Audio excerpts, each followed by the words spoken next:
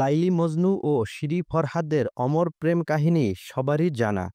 সেসব প্রেমকেও যেন কিছু কিছু ক্ষেত্রে হার মানিয়েছে বর্তমান সময়ের সামাজিক যোগাযোগ মাধ্যম ফেসবুক প্রেম, যেখানে শুরু হয় ফ্রেন্ড রিকোয়েস্ট দিয়ে, তারপর বার্তা আদান-প্রদান, এক পর্যায়ে তা গভীর প্রণয়ে পৌঁছায়। তেমনি প্রেমের গল্প শিরোনাম এখন ভোলায়। এবার প্রেমের টানে সুদূর চীন থেকে ছুটে এসেছেন চিংচং নামের এক যুবক।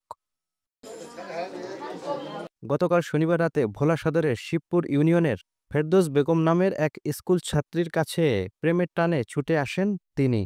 প্রেমের টানে চীনা যুবকের ছুটে আসার এমন ঘটনা যখন সর্বত্র ছড়িয়ে পড়ে, তখন স্থানীয়দের মাঝে সৃষ্টি হয় চাঞ্চল্যের। দূর দূরান্ত থেকে ছুটে আসেন উৎসুক মানুষ। ভোলার মেয়ে ফেরদৌস জানান, ১ বছর আগে ফেসবুকের মাধ্যমে পরিচয় থেকে গভীর সম্পর্কে জড়ান তারা। এরপর সম্পর্কের গভীরতা বাড়লে চিংচং সিদ্ধান্ত নেন বাংলাদেশে আসার। তারই ধারাবাহিকতায় তিনি ছুটে এসেছেন বাংলাদেশের ভোলায়।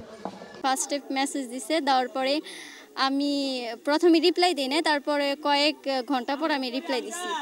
দেওয়ার পরে সে বলতেছে আমি কেমন আছি বা আমি কোন দেশের, আমাদের আবহাওয়া কেমন, বা আমরা মেয়েরা কেমন, বাংলাদেশি মেয়েরা কেমন, ভালো কিনা, বা তারা কি বিয়ের প্রতি বিশ্বস্ত কিনা, অনেক কিছু জিজ্ঞেস করছে। তো আমি বললাম হ্যাঁ, বাংলাদেশি মেয়েরা বিয়ের প্রতি বিশ্বস্ত এবং তারা আছে কিছু ভালো কিছু খারাপ সব কিছুই মিলে আছে।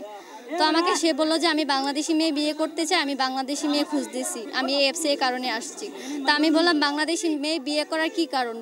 বলতেছে যে চায়না মেয়েরা ১০০ থেকে ৯০% ওরা প্রতারণা করে, বেশি বিয়ের প্রতি বিশ্বস্ত না। তারা বিয়ের পরে অন্যদের সাথে প্রেমে রিলেশনে যুক্ত হয় এবং স্বামীকে তালাক দিয়ে দেয়, এগুলো বললো। তো এই জন্য সে চাইনিজ মেয়েদের প্রতি কোনো নাই, তাই বাংলাদেশি মেয়ে বিয়ে করতে চায়, এই জন্য আমাকে বিয়ে করতে চায়। প্রেমের টানে ভোলায় আসা চীনের এই যুবক চিংচং জানান তার অনুভূতির কথা।